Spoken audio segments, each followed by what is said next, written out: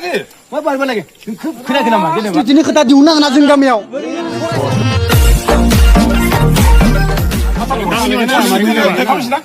परिस्थिति गाबसिनो गना देखानायखौथ' मारिबो मारिबा লাগে मा बारबा लागे खोनायाखै नामा जेनेबा जानांगौ जाबाय नोङो यो स्टुडिअनि फैदो लाजिया नामा नोङो गामियाव इदि लाजिया नामा यो स्टुडिअनि खोथा मान सनमान गैया नामा मानो नांलायनांगौ जाखोहाय बयनिख्रुइ साबसिन बेदलाबारिजों गामिया लाब जादोयाव लाब जानिलै आं इयाव खाथिना खोनायाखै नामा जेनेबा आं जाम्बा नामा देलाय इयाव जेनेबा आं होनदों एबसु सावफैदो एबसु सावबाय एबसु स्टुडिअनि खोथाखौ बुं होनदों मान दिस्टार्ब होदों नोङो मान दिस्टार्ब होदों दिस्टार्बाखै मानो दिस्टार्ब होदो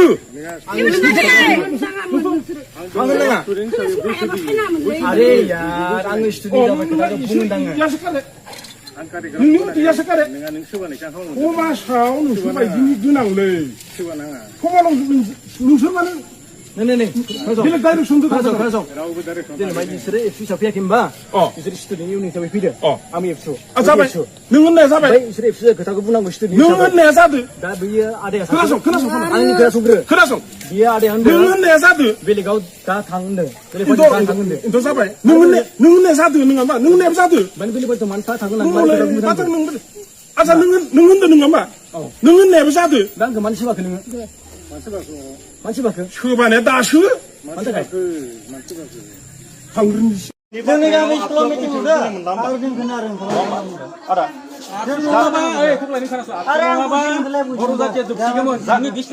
जाथि थैनायनि खोथा फैयोबा बेयाव समाज फोसाबनायनिफ्राय समाज फोसाबनायनिफ्राय आरो सोलोंथाइ समाज फोसाबनाय बिथिंनिफ्राय आरो राजखान्थि बिथिंनिफ्रायबो बेफोरखौ सावरायनोबा इलेक्सन उनाव फाय जाथि थैनाय थांनायनि बाथ्रायाव नोंनि बायदिबा आबसुआ मोनो आं रायदो खिन्थु एजेन्डाखौ इखौ लानाङा आं बुंखादों खुलुमनानै बुंनांगौ जोंनि गामियाव मोनथाम बिभाग मोनदों पलिटिकनि बेलेग गामियाव रावबो बादा खालामाखै जोंनियावसो नोंसोर बुंया बेलेगाव खालामनाया बहुत गोरा मा जानाय गोराबादि बुंदों सोरबा बेलेगनि बाथ्रा खालामाखै सोरबा मायावबा होगोन सोर जेरावबो बेयावनो होगोन खिन्थु जोंनि ड्राइभार खासेखौ बुंना हरदों मेलापारायाव सोर बुंना हरदों जोंबो दिनै केस होदों जों मिथिगौ बेखौ दिनै एसे सुबुंमा जाया नङा बेखौ दिनै एसे सुबुंमा जाया जाय बुदै सिखौ नों बुंनो थाङा प्लिज खुलुमदो गामियाव हाब फरायसानि खेथ्रआव बुं बिमा बिफा गार्जेननि खेथ्रआव बुं जौगानाय खेथ्रआव सावराय खिन्थु नैबे बर्थमान थासारियाव राजनितिखौ लानानै कोनो दिना नोंथांमोना एजेन्डा लानाङा आं बेखौ खावलायग्रोखादो आगोलावनो नोंथांमोना बेखौ मानो खोनायासै जों खोनासंनो बायना नोंथांमोना जोंखौ ओंखारलांखाबाय सिगांनिफ्रायनो खामानि थादों दं दा समाव सिगांबो खालामदों आबसुनि इलेक्सन टाइमावसो फैयो बेफोरो पुरमिनेसो टेबलसो बारा जों सिगांबो खालामदों इलेक्सन टाइमावसो जायो बेफोरो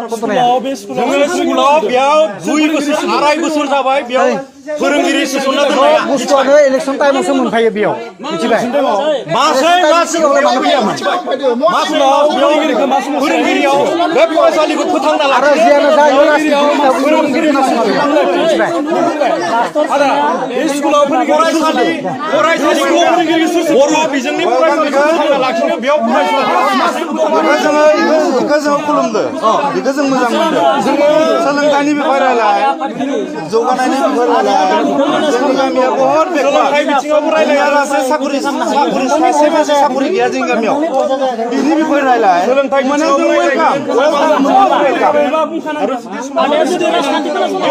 जों राजखान्थिनि सोमोन्दै दा रायलाय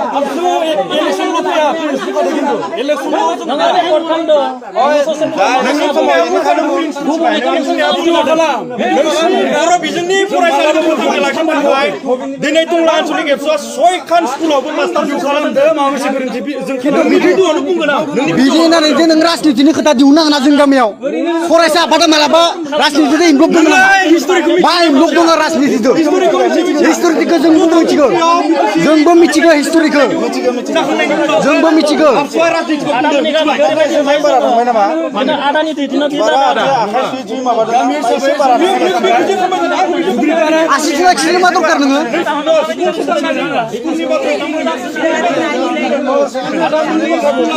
बेफोरनि खोथा बुं राजनितिनि खोथा बुंनो दरकार गैया ना